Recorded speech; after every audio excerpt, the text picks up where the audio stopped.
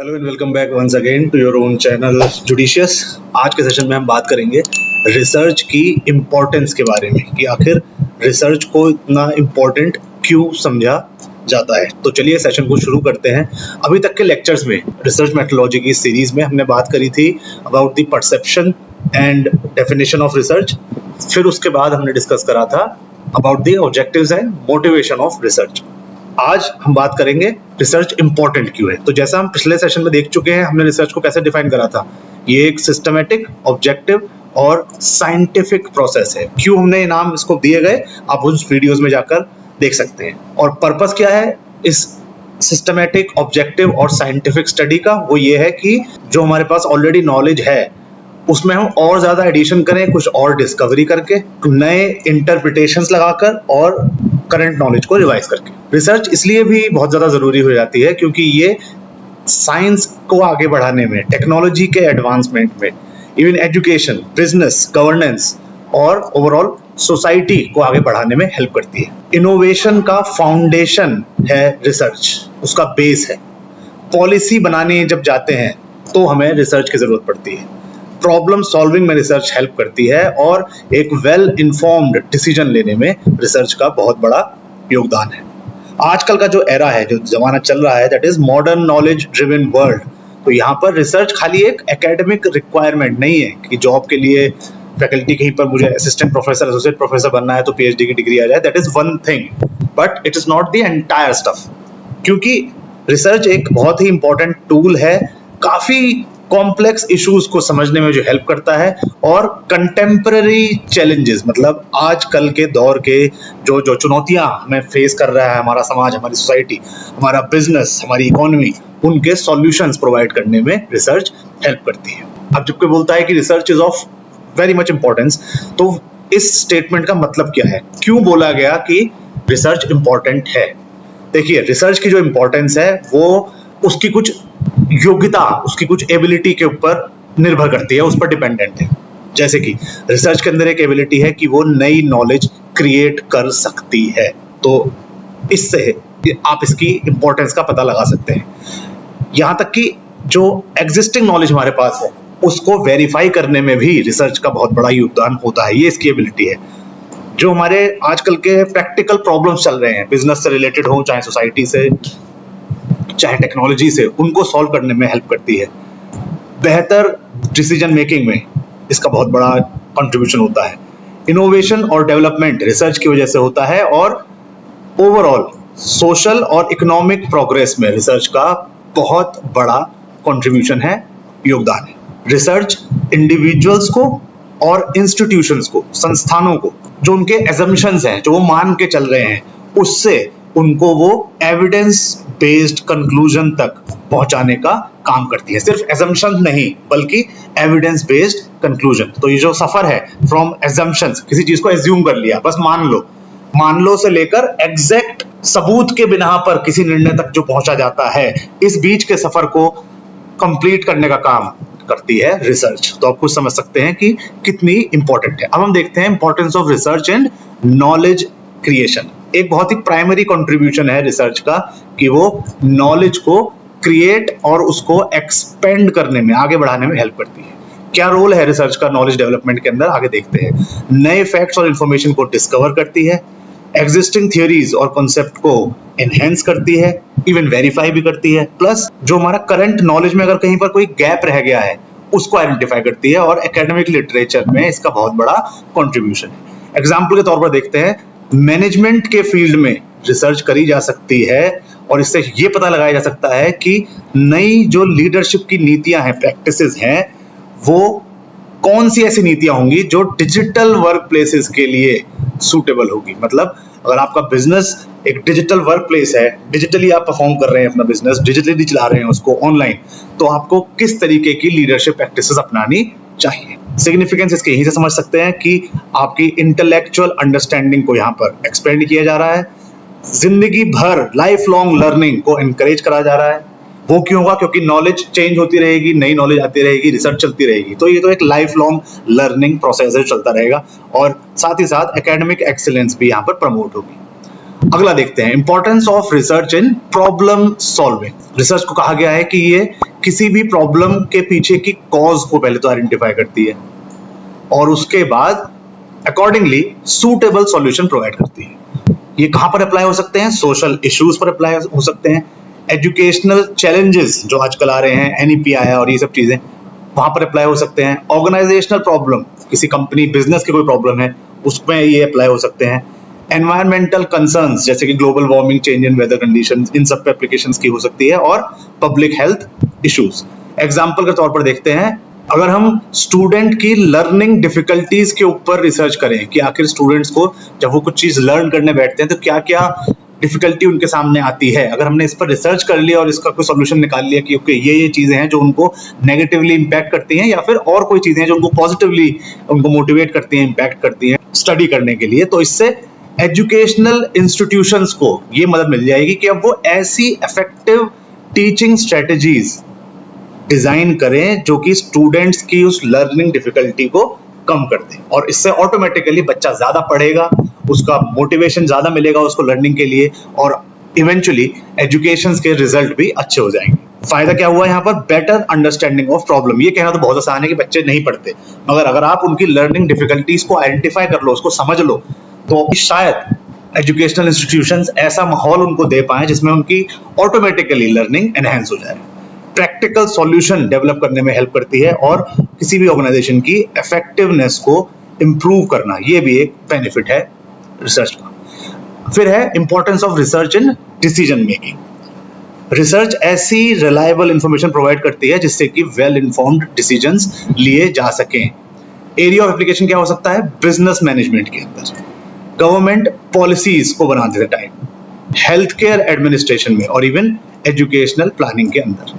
एक बहुत simple example यहाँ पर कोट करूंगा, कोई भी कंपनी हो, कोई भी ऑर्गेनाइजेशन हो, वो किसी भी नए प्रोडक्ट को मार्केट में लॉन्च करने से पहले वो एक मार्केट रिसर्च कंडक्ट करती है और यहाँ पर इसका पर्पस क्या है वो यहाँ पर एडवांटेजेस में आ जाएगा। इससे उस प्रोडक्ट का मार्केट में कैसा रिस्पॉन्स आएगा, उसको लेकर जो अनसर्टेनिटी है वो रिड्यूस हो जाएगी। हम ये नहीं कह सकते कि अनसर्टेनिटी बिल्कुल हट जाएगी, वो तो नहीं है, रिस्क फॉलोज रिटर्न और मार्केट वॉलेटाइल है, मगर अगर हम एक मार्केट रिसर्च करने के बाद किसी प्रोडक्ट को लॉन्च करते हैं तो उस प्रोडक्ट की सक्सेस से रिलेटेड जो भी अनसर्टेनिटी है वो कहीं ना कहीं कुछ हद तक कम जरूर होगी और इससे जो रिस्क है, अगेन मैं बोलूंगा, रिस्क 100% जीरो नहीं हो सकते मगर मिनिमाइज किए जा सकते हैं through a well structured and well executed market research. और इससे उस प्रोडक्ट को लेकर क्या स्ट्रेटेजी बनानी है वो स्ट्रेटेजिक प्लानिंग भी इंप्रूव की जा सकती है।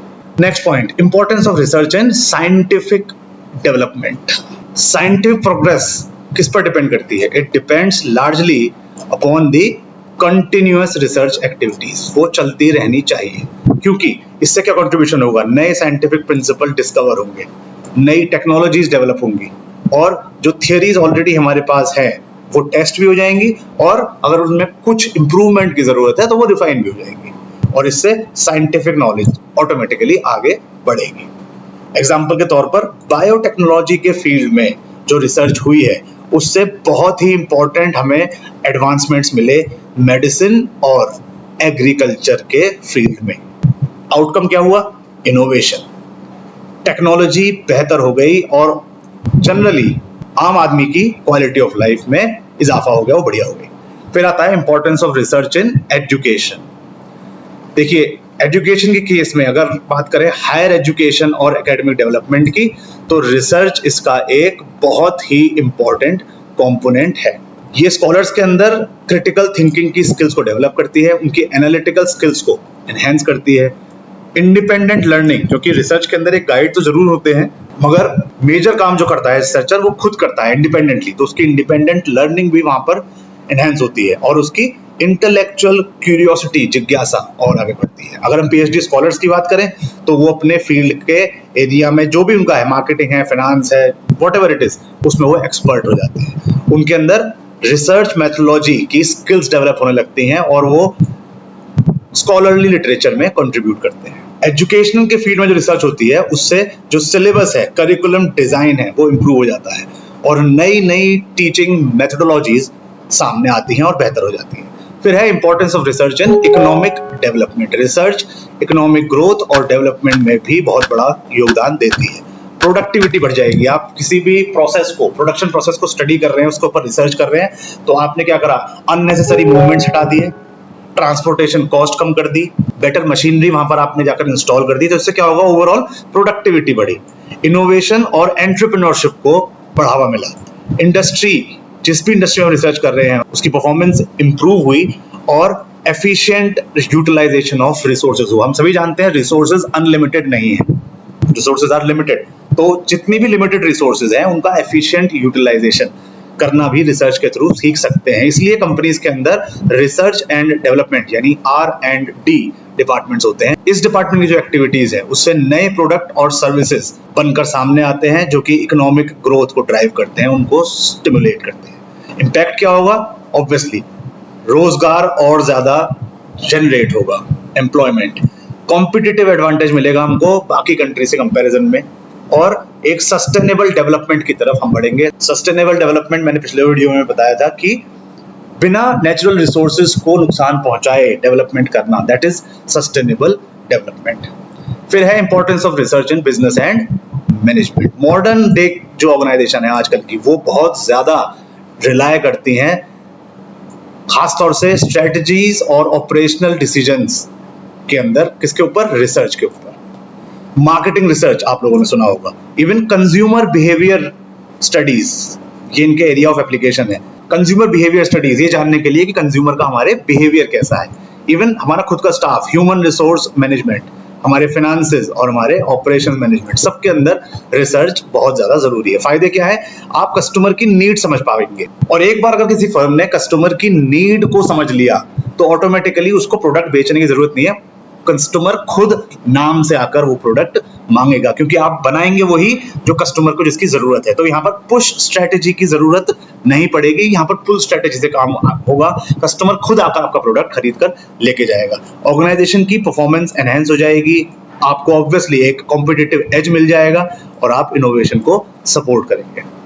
Example, companies customer satisfaction surveys conduct कराती हैं, किस लिए, कस्टमर के लिए नहीं, अपने ही प्रोडक्ट और सर्विस को इंप्रूव करने के लिए, ताकि कस्टमर आकर उसको ऑटोमेटिकली खरीद ले। तो हमारा मार्केटिंग का और कस्टमर को जो खींच के लाने का जो खर्चा है, जो जहमत उठानी पड़ती है, वो अपने आप कम हो जाएगा। फिर है importance of research in public policy and governance. Government भी रिसर्च फाइंडिंग्स को यूज करती है आगे आने वाले टाइम के लिए, पॉलिसीज बनाने के लिए, और अपने जो करंट प्रोग्राम गवर्नमेंट के चल रहे हैं उसको इवेल्युएट करने के लिए।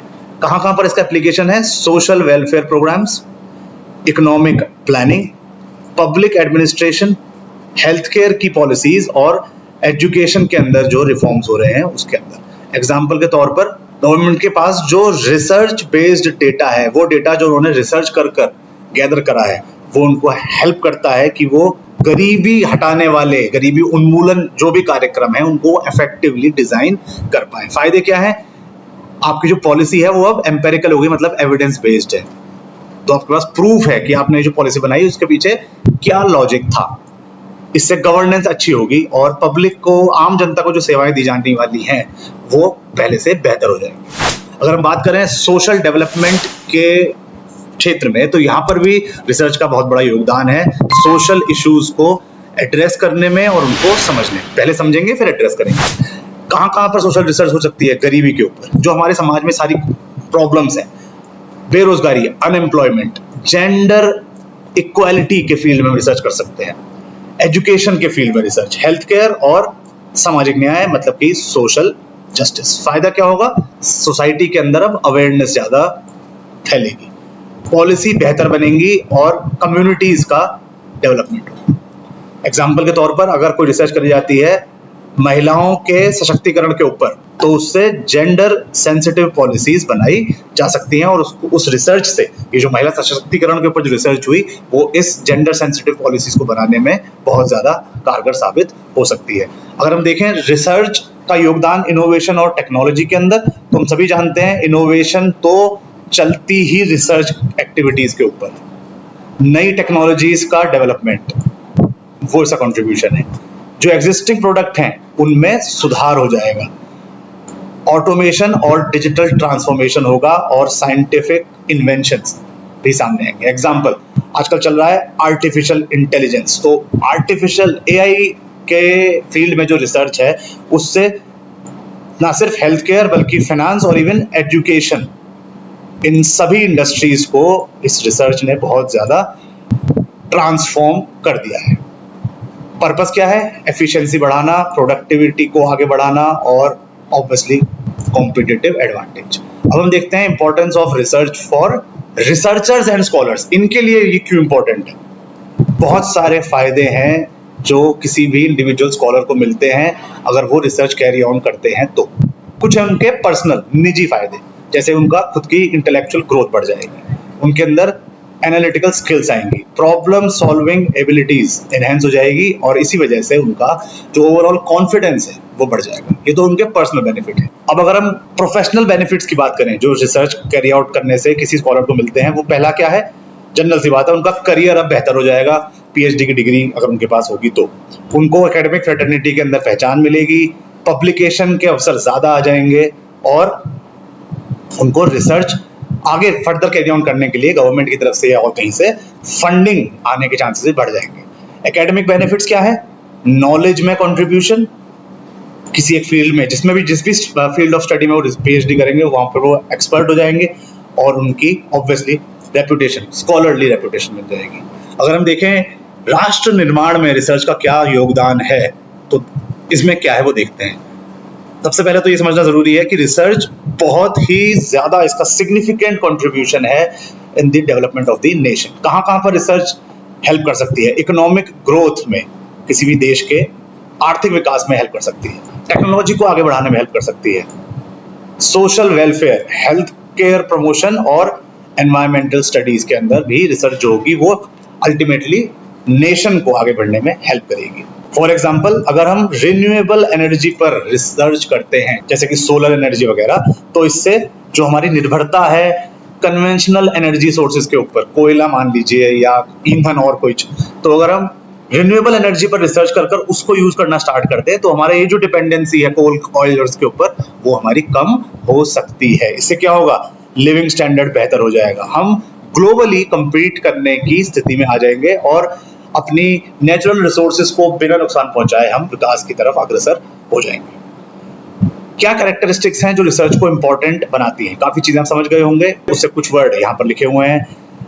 रिसर्च इंपॉर्टेंट है क्योंकि वो सिस्टमेटिक है, साइंटिफिक है, ऑब्जेक्टिव है, लॉजिकल है, एविडेंस के ऊपर बेस्ड है जिसको एम्पेरिकल भी बोलते हैं, रिलायबल है और रेप्लिकेबल भी है। आपके रिसर्च की फाइंडिंग कोई और स्कॉलर भी वेरीफाई कर सकता है। ये कैरेक्टरिस्टिक्स इंश्योर करती हैं कि जो कंक्लूजन्स निकल के आए हैं रिसर्च से वो भरोसे के लायक हो और प्रैक्टिकल एप्लीकेशन में वो यूजफुल। कुछ चैलेंजेस आते हैं बिल्कुल रिसर्चर के सामने जब वो रिसर्च कैरी आउट करते हैं, जैसे कि सबसे कॉमन फाइनेंशियल रिसोर्सेज की कमी, टाइम की कमी, डेटा का पूरा एक्सेस ना होना, स्कॉलर के अंदर खुद के अंदर रिसर्च स्किल्स पर्याप्त मात्रा में ना होना, कुछ एथिकल कंसर्न्स, एथिक्स को लेकर भी कुछ प्रॉब्लम आ सकती है और टेक्नोलॉजिकल लिमिटेशंस। अगर जो रिसर्च के बेनिफिट्स हैं वो इन चैलेंजेस से कहीं ज्यादा है, मतलब उसका फायदा ज्यादा है चैलेंजेस के कंपैरिजन में। तो सेशन को कंक्लूड कर देते हैं। रिसर्च एक मील का पत्थर साबित होती है नॉलेज क्रिएशन में, इनोवेशन में और सोसाइटी को आगे बढ़ाने में। ये इंडिविजुअल्स को हेल्प करती है, ऑर्गेनाइजेशंस को और साथ ही साथ गवर्नमेंट्स को भी, ताकि वो एक वेल इन्फॉर्म्ड डिसीजंस ले पाएं, उनके सामने जो कॉम्प्लेक्स प्रॉब्लम आ रही है उसको सॉल्व कर पाएं और ह्यूमन डेवलपमेंट में अपना योगदान दे पाएं।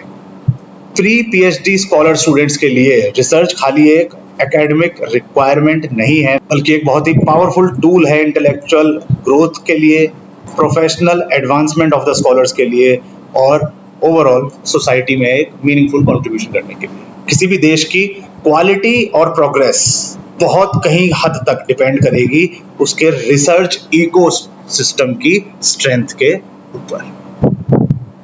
So with this, I wind up this session on the importance of research. I hope you liked the video and understood the concept. Till the time we meet next, just me, Amit Sharma, signing off. Bye-bye and take care. Thank you so much.